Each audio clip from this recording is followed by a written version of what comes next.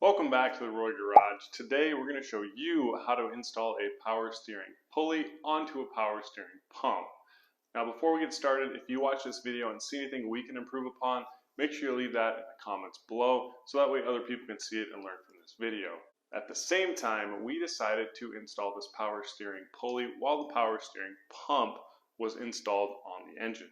You may want to consider installing this power steering pulley while the pump is outside the engine, so you can put the pulley onto a table vise to keep it from spinning. It's going to make installation a whole lot easier. Roll the footage.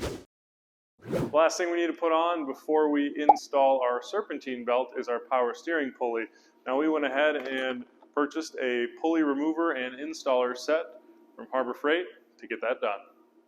This kit comes with a couple installer screws, a jack screw, a puller body, a thrust washer, a bearing, and a few other parts that are used to remove pulleys. First thing we need to do is select our installer screw that we're going to be using. In this case, we selected this one. Installation screw. Power steering pulley. We have our jack screw with our pulley nut. I'm going to throw this bearing on here, then put our thrust washer on there.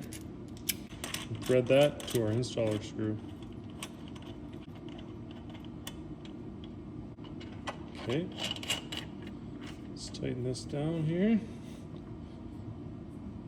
Now using a 1/2 inch socket, I can hold that, and then using a crescent wrench, I will start to tighten this down. Once I got a couple turns in, the pulley started to rotate with the installer, and you can't have that happen if you want to actually install your pulley. So you can see here I end up holding the pulley and tightening the nut with the crescent wrench. And once I do that once or twice, I'm able to go back to the socket and the crescent wrench and do that a couple more times, and then go back to holding the pulley with my hand. And that worked well until I just didn't have the grip strength to be able to hold the pulley. That's when I had to get a little creative. And you can see here, I end up grabbing a crescent wrench, throwing that on there, and that was just enough to be able to keep the pulley from rotating. If I were to do this all over again, I would throw that crescent wrench on there right away, just to make it a little bit easier on myself. Another point worth mentioning is when you put your pulley on, make sure you put it on the right direction. You want to make sure that groove you see in between the pulley and the installer is facing out. Once you have your pulley seated where it lines up with the rest of your pulley system, go ahead and remove your installer, install your serpentine belt, and you're good to go. That's it for this week's how-to. Make sure you like, subscribe, and turn on notifications so you don't miss out on next week's episode.